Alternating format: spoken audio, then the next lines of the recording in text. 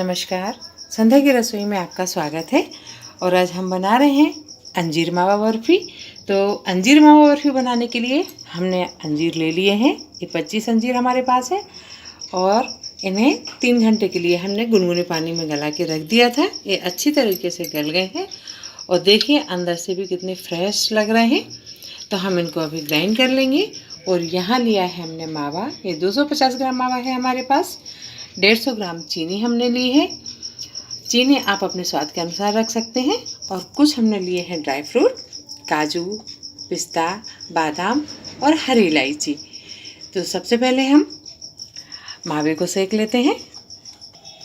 तो हमने रख ली है कढ़ाई और अब डाल देंगे ये मावा और इसको अच्छे से चलाकर सेक लेंगे।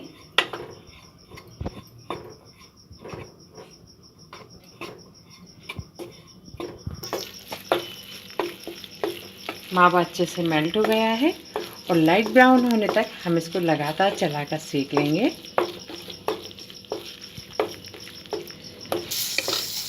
तो मावे को हमने सेक लिया है, ये हल्का सा ब्राउन भी हो गया है और अब हम इसको निकाल देंगे। गैस बंद कर दी है।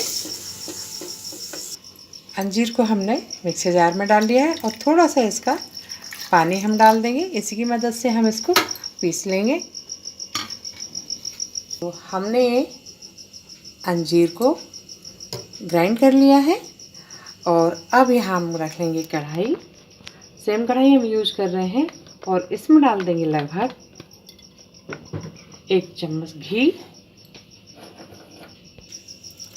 घी पिघल गया है और अब डाल देंगे हम ये अंजीर का पेस्ट।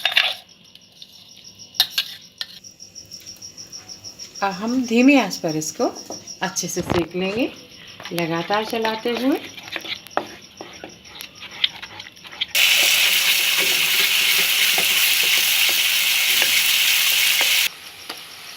तो हम ये सल्फर फ्री शुगर ले रहे हैं और हम इसको डाल देंगे। अभी हम ये चीनी डाल देंगे और इसको फिर से चला लेंगे।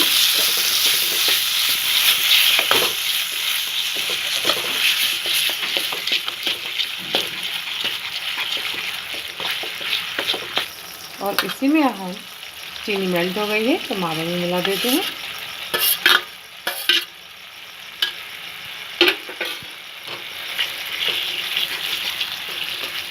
और अच्छे से इसको मिक्स कर लेंगे। और अब डाल देंगे हम इसमें इलायची।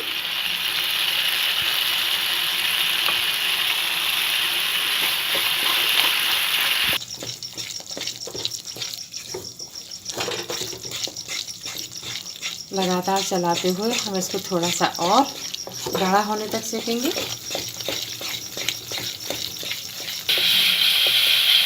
अभी काफ़ी थिक हो गया है और हमें ऐसी ही कंसिस्टेंसी चाहिए थी इसकी। तो अब डाल देंगे हम इसमें ड्राई फ्रूट और गैस को कर देंगे बंद। इसको अच्छे से मिक्स कर लेंगे।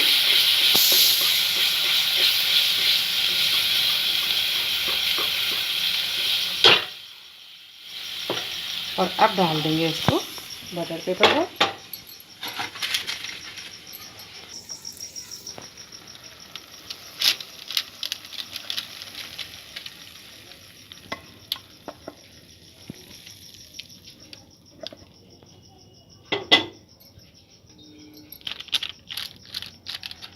और अच्छे से इसको फैला देंगे और थोड़ा ठंडा होने देंगे। ठंडे होने के बाद हम इसको बर्फी के रूप में काट लेंगे। ऊपर से फिर हम ड्राई फ्रूट डाल देंगे।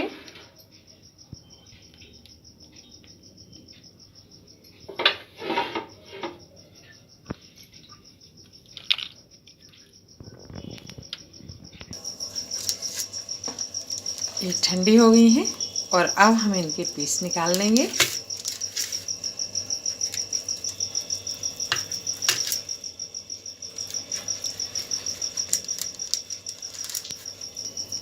तो ये अंजीर बर्फ़ी बनकर बिल्कुल तैयार है। तो कैसी लगी अंजीर बर्फ़ी की रेसिपी? उम्मीद है कि आपको ज़रूर पसंद आई होगी। तो इसी के साथ मेरे चैनल को सब्सक्राइब करें, रेसिपी को लाइक करें और फिर मिलते हैं अगली रेसिपी के साथ संध्या की रसोई में। हैप्पी दीपावली।